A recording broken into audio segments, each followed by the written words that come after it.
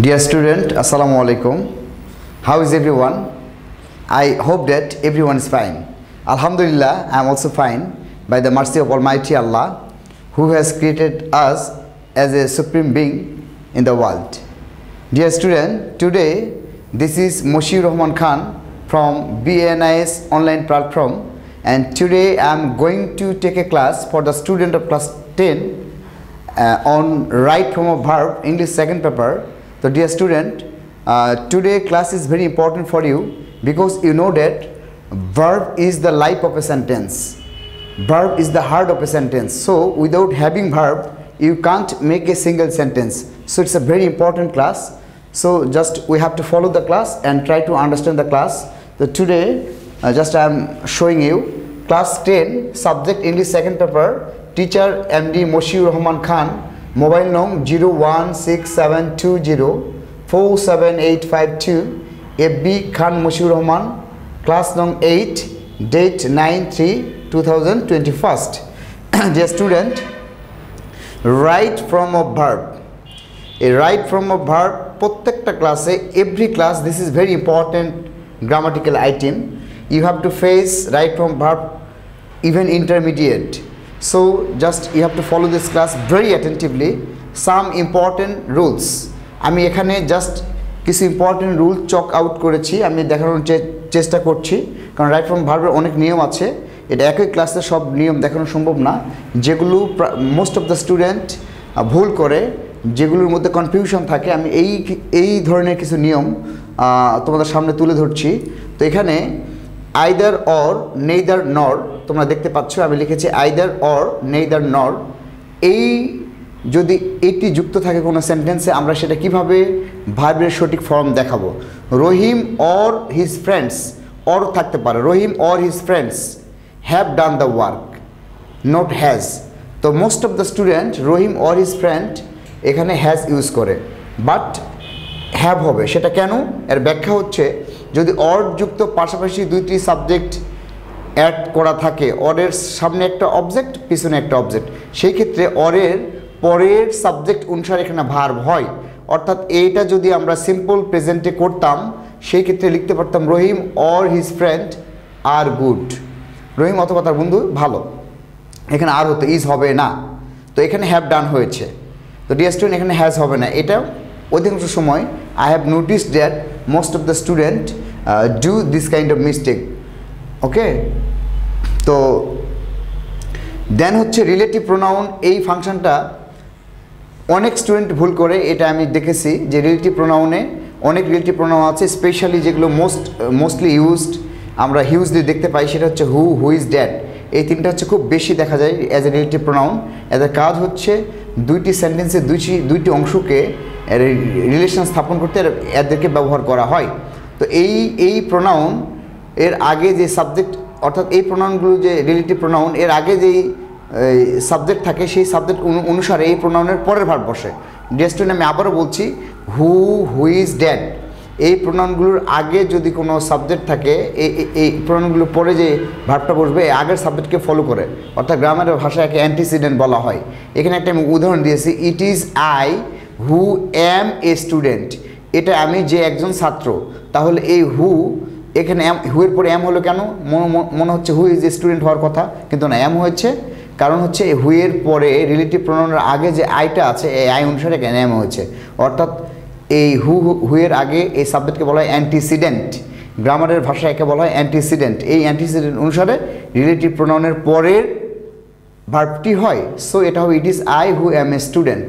আমরা যদি এখানে বলতাম ইট ইজ রহিম হু, এখানে এম হতো না, হতো হু ইজ এ স্টুডেন্ট। অর্থাৎ আমি যদি এখানে লিখতাম যে it is Rahim who is a student. তো ডিয়ার স্টুডেন্ট, এখানে আমি বলেছি it is Rahim who is a student. তো এই রিলেটিভ প্রোনাউনের আগের সাবজেক্টটা হচ্ছে রহিম, রহিম অনুসারে এই ইজটা হয়েছে। আবার যদি এখানে বলি ইট ইজ আই, তো আই অনুসারে এখানে এম হবে। আবার যদি আমি বলি যে ইট ইজ ইউ, সেই ক্ষেত্রে হু এখানে আর হবে, আর এ স্টুডেন্ট। তাহলে ডিয়ার স্টুডেন্ট আমরা দেখতে পাচ্ছি যে অ্যান্টিসিডেন্ট অনুসারে এখানে ভার্বটা চেঞ্জ হচ্ছে, অর্থাৎ হু এর আগে ইউ আছে, ইউ অনুসারে এখানে আর হচ্ছে। তো dear student I think you have understood this rules. তো নেক্সট হচ্ছে রুল নং 3, একই ব্যক্তির দুটি পদ থাকলে অ্যান্ড দ্বারা যুক্ত হলে সেটা কি হয়, ভার্ব সিঙ্গুলার হবে। অর্থাৎ ডিয়ার স্টুডেন্ট এখানে কথা হচ্ছে একই ব্যক্তি যদি দুইটি পোস্ট হোল্ড করে, আমি জাস্ট লুক এট মি, আমি ভালো করে ক্লিয়ার করে বলছি, just if you listen attentively you will understand. একই ব্যক্তির অনেক সময় দুটি পদ থেকে যায়, যেমন একজন কলেজের প্রিন্সিপাল, সে একই গ্রামের, সে একটা কলেজের প্রিন্সিপাল এবং একটা গ্রামের হচ্ছে চেয়ারম্যান।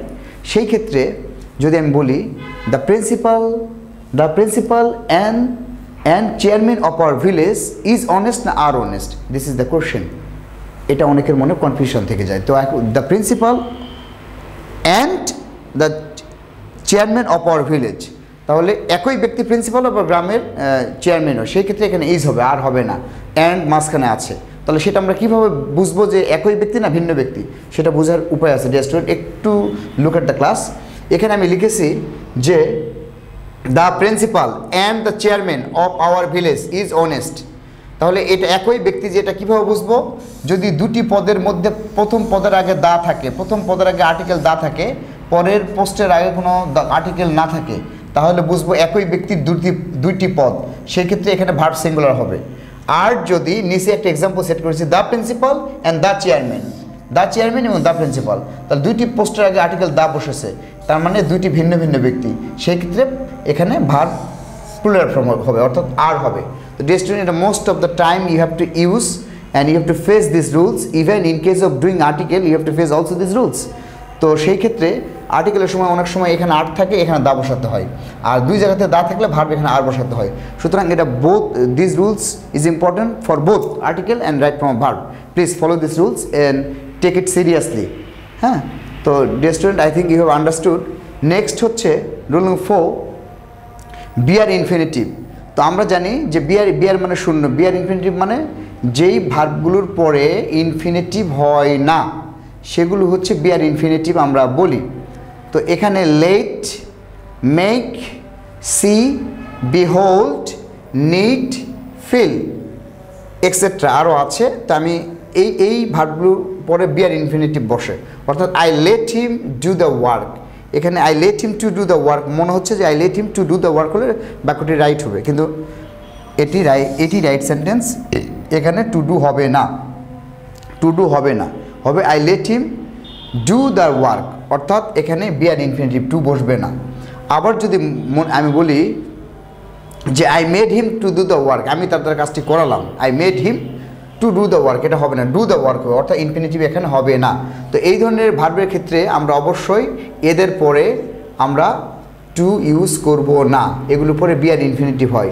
তো dear student, just you have to remember that let, make, see, behold, need, feel, এদের পরে অবশ্যই we should not use to, we should not use infinitive, it will be bare infinitive, just mind it dear student.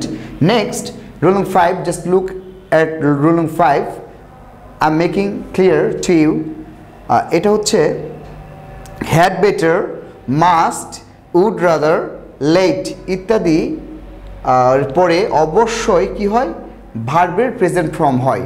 এখানে had better আছে, must আছে, would rather আছে, late আছে, এইগুলোর পরে অবশ্যই ভার্বের বেস ফর্ম হয়, অর্থাৎ ভার্বের কোনো পিপি ফর্ম হয় না, অথবা জিরান্ট আইএনজি ফর্ম হয় না। এইখানে যেমন আমি যদি বলি you had better do your homework, তোমাদের হোমওয়ার্ক করাই ভালো, আমি বললাম যে you had better do your homework, you had better attend the school if the school opens, you had better do your CW, you had better complete your lesson, you had better exercise regularly, you had better follow the health menu, অর্থাৎ had বেটারের পরে কখনোই two হবে না, অথবা ING form হবে না। You have to remember this rules. তো একইভাবে উড রাদারের পরেও তাই, লেটের পরেও সেটাই হবে।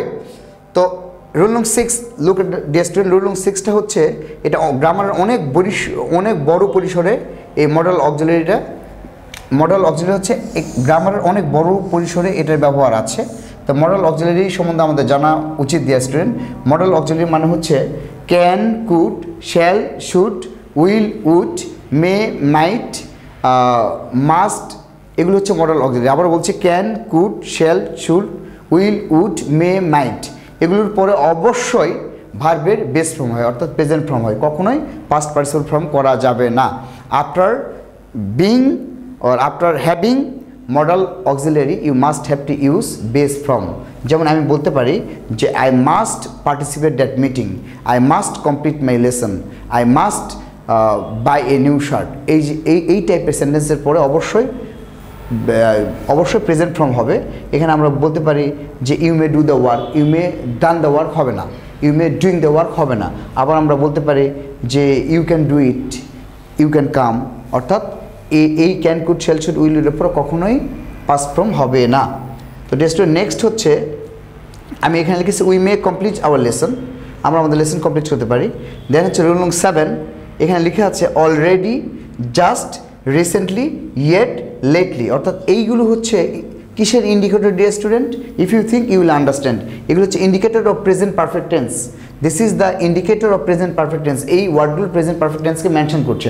অর্থাৎ if you find just now, immediately, already, recently, এই ধরনের word in a sentence you make it present perfect tense. অর্থাৎ আমি যদি বলি যে already I have done the work, already I have taken the class, already I have completed the lesson, এই যে এই ওয়ার্ডগুলোর পরে অবশ্যই সাবজেক্ট প্লাস হ্যাভ অথবা has plus V3 plus object, অর্থাৎ অবশ্যই you have to use present perfect tense যদি এই ইন্ডিকেটরগুলো আমরা পাই। একইভাবে যদি ডিয়ার স্টুডেন্ট আমরা পাই যে normally, generally, occasionally, as usual, this are the indicator of simple present, অর্থাৎ present indefinite. After doing this word অথবা আফটার বিং দিস ওয়ার্ড, এই ওয়ার্ডগুলোর পরে after this word you can use present indefinite tense, that means simple present tense. I can say as usual I do the work, I can say generally I complete my lesson in time, সাধারণত আমি সময় মতো আমার lesson complete করি, you can say or you can write। তো এই ওয়ার্ডগুলো হচ্ছে অবশ্যই কিসের ইন্ডিকেটর? সিম্পল প্রেজেন্টের ইন্ডিকেটর। তো ডিয়ার স্টুডেন্ট, আজকে আমি এই পর্যন্ত আলোচনা করলাম। তো এই আজকের হচ্ছে এই রুলসগুলাই অবশ্যই you have to do CW to HW, that means এই যে আমি 7টা রুলস দিলাম এখানে, এই 7টা রুলস এভাবেই just you have to complete your HW। হ্যাঁ, you have after completing this CW you have to do it at the HW and submit in time. And dear student, in fine I would like to suggest you that as a student of class 10 you must have to attend the YouTube class and you must follow the NCTV books and you also have to keep connected with live class. Dear student, I think you have understood the class. Today I am ending here. Thank you very much. Assalamu alaikum.